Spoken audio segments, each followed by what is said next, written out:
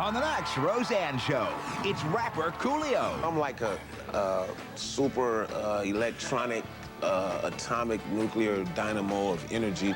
I hear that, and I think the hair has a lot to do with that.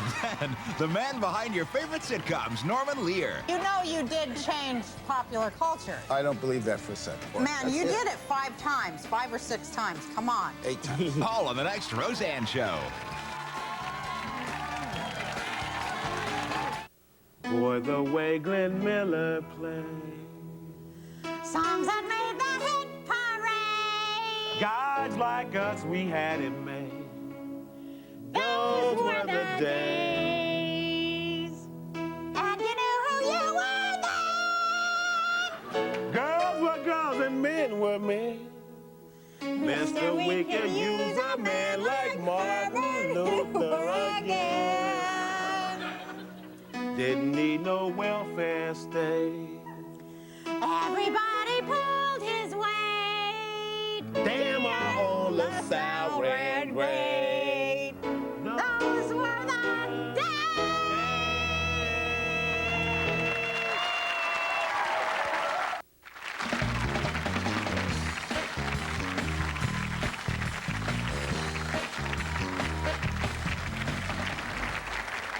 If it was not for my next guest, I probably would not be sitting here today, and I mean that. He is a groundbreaking television producer who pushed the envelope of how funny and how enlightening a sitcom can be with shows like All in the Family, Maude, and The Jeffersons. Take a look at this clip. Now I suppose you're going to tell me that the black man has had the same opportunity in this country as you? More. He's had more. I didn't have no million people out there marching and protesting to get me my job. No, his uncle got it for him.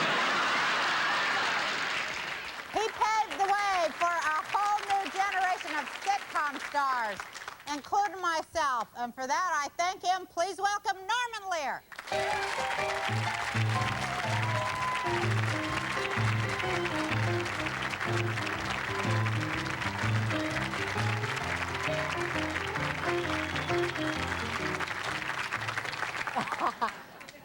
It's so nice to have you here. I like being here. Now, they're showing All in the Family on Nick at Night. But check this out. Now, 30 years after the fact, they're actually running a disclaimer with it, Yes. saying this material could be offensive to children or cause cancer or something. Or something. When it went on the air originally, they were afraid states would secede from the Union. They hired about 100 extra telephone operators that first night. They didn't get a call. You know? I'm sure the they American people are so wise of heart. The establishment never understands. Well, then how do they get their jobs? First of all, they always they choose come the from wrong. Mars.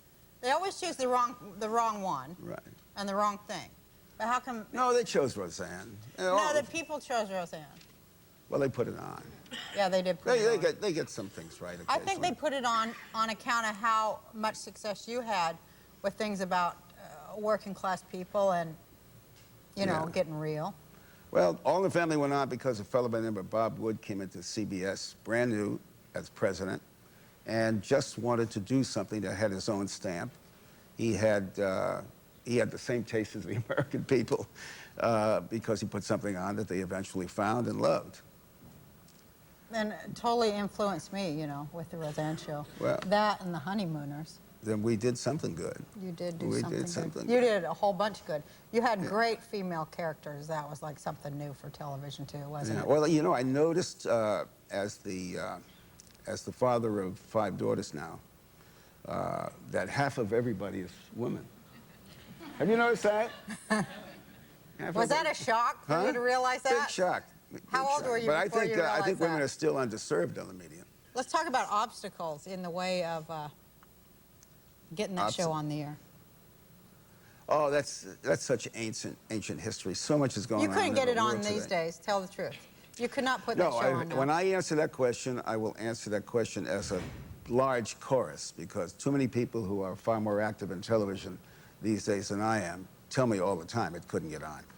Network people, cable people, writers, producers, directors don't think it can get on. So Why is it? Is it like just the voice of special interest groups can drive something off the Yeah, air? the degree of political correctness. You know, we kind of lost our national sense of humor. Americans always had a, great ability to laugh at themselves. That's what All in the Family was about. Right. You're going to laugh at an aspect of yourself, or Maude, or Right. Mary Hartman.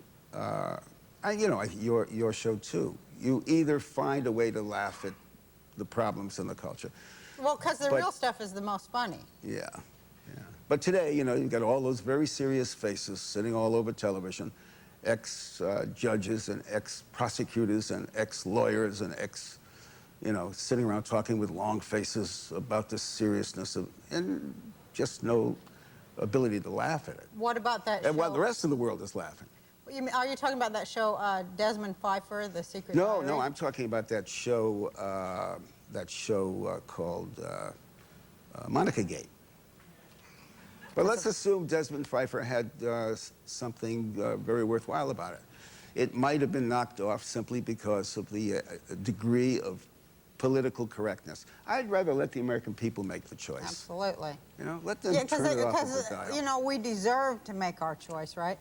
It's like I get afraid because I feel like we live more and more in under a totalitarian leaning government, where all our decisions are going to be made for us, and if we That's step why out your one... vote is so important. Well, I told you I'm not voting. I'm not going to vote. Give me one good reason why I should vote. To enjoy the respect of the American people.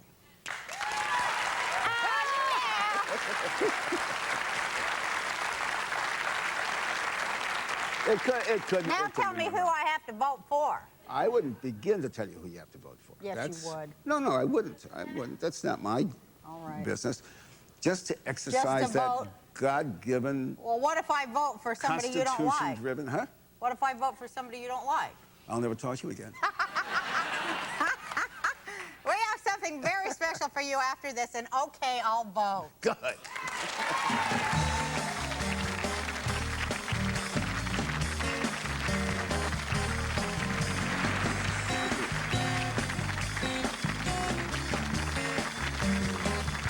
I don't understand your hesitancy. When they made it a law, you were for it. Of course, I wasn't pregnant then.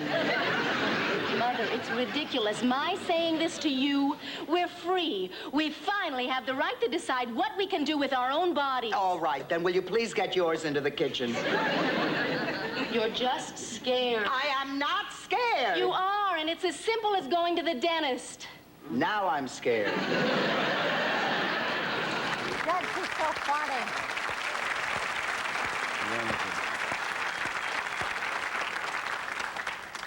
I loved Maude. You can probably see the influence of that all over everything I do. She was love such Maude, a too. great woman. Great character. You probably couldn't even get that one on the air these days anymore either. Oh, I don't know. Unless you found a genius like Beatrice yeah, Arthur. well, that's problem one. She made me laugh in places, crevices in my body I didn't even know I had. She's I mean, got timing like nobody else has got Yeah, timing. and just a touch of madness. A touch of absolute madness. Well, I remember That's- when I first came to Hollywood and I got to perform at this big function where there was all these stars and I was doing my act and everything. I looked out and saw her sitting with Lucy and they were both laughing at me, and that was just so awesome. That was the moment, the crystal moment that I'll never forget in my life. You did great sitcoms about African-American families. You did, Good Times, which was Maude's maid, right? Florida. Esther Roll. Is that it? You gonna see something? I heard the bell go. And then you did another show about a fluent African-American family, which Jeffersons. was the Jeffersons.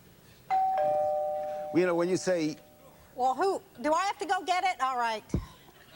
Come in, who is it? Hi.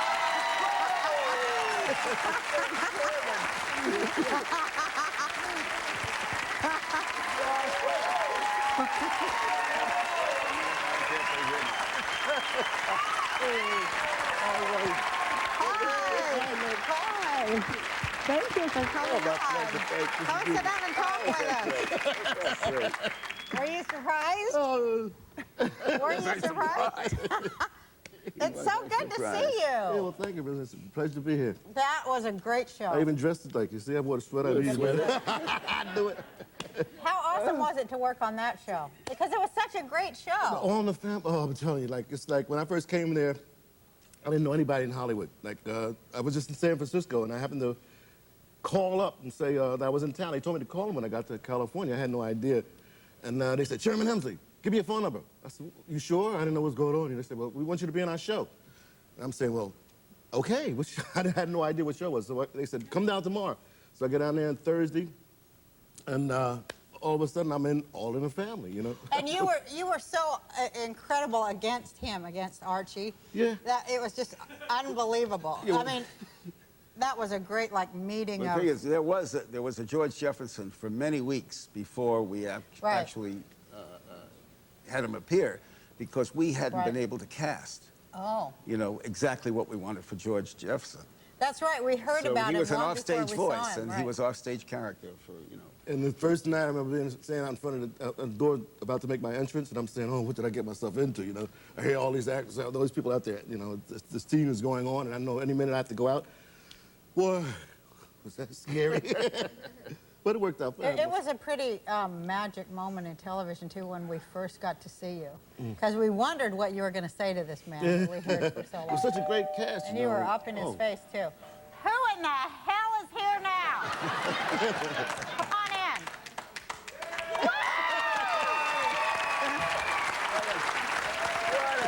This is your life. Thank you. It is This Is Your Life. This Is Your Life. Bonnie Franklin. Come and sit down. Sure, okay, over there. Yeah, go over there. Welcome to This Is My Life. It is your I life. sit there because then it'll be boy, go, boy, go. Both of these shows that you guys were on were like just breathtaking reinventions of things that we never saw on television before. The Single Mom, you were like the first. Yeah, yeah. Because they had tried it before with a lot of women and it always failed. They tried it once before and it didn't work, and so I met Norman, who looked almost exactly like this, except he had a mustache when I met him about 1 billion years ago, and there was an idea to do a story about a single parent bringing up a kid, Alan Manning's idea, and I met with Norman, and he said, right, wonderful, it was love at first sight, don't do anything right. She's too young. Too young. And then came Mackenzie Phillips. I said, I can't play her mother, I'm not old enough to do it. We won't look right. Well, we looked exactly, we have big mouths, the both of us, so it worked just fine. And Valerie Bertinelli. And Valerie, She's well, so it was, cute. you know that was Norman's 2 daughters that was based on. Oh, really? Norman always used his life in his work, you know? Well, it was Alan Mannings and his wife had the notion for doing this way, but the 2 characters became my 2 kids because I was living with them every day. And he could use it all. That's the way we work. We all brought in our To families. do my show, too. You got to use the real life stuff. You have to understand, as Bonnie will attest, all of these shows, and your show, you know from your own experience, but the audience needs to know, these are giant collaborations. No one person does this, you know. Great directors, wonderful writers, teams of writers. And Hundreds of Well, people. Norman did a terrific thing. He What did he do? instituted something that I've never seen done in any other area. It was something that we called table. And he had great respect for actors, and I will always appreciate it because you learned so much that way. In that, most shows, when you have your first script, you sit down, everybody sits around, the network and the producers and the writer, you know, and the actors. And then usually there comes these little huddles, and the writers will talk and they'll say, well, we need to fix that, and the star. We didn't do that because of this man. What he did is that we read it again and we all discussed what worked, what didn't seem to work, how it could be better, how we felt because we were beginning to own our characters as the years went on. Am I a saint or what? No. You really are. Not at all. You are. I'm just a... I want to kiss your ring. No, but it was so valuable because he was being able to get into the thing. He made it more democratic, didn't he? Yeah, I had an opinion. Yeah. In what was behind the camera and I what had was in front of too the many camera. smart people not to not to listen to. You know, there But were I think, people but sitting see, around. I think that's that. Get off that. Okay, I'm off that. I'm off that. I just want to say that was really a good thing. But you know you did change popular culture. You know you influenced and changed it. I don't believe that for a second. Well, you did. I Well, do. okay, then be quiet. I do He believe did, didn't he? if you get something right in the theater, if you get something right in the theater, it causes people to talk. And if people talk about what you've generated, that's great. And that's what you can Yeah, get but for it. man, That's you did it 5 times, 5 or 6 times. Come on. 8 times. 8 times. We'll be right back.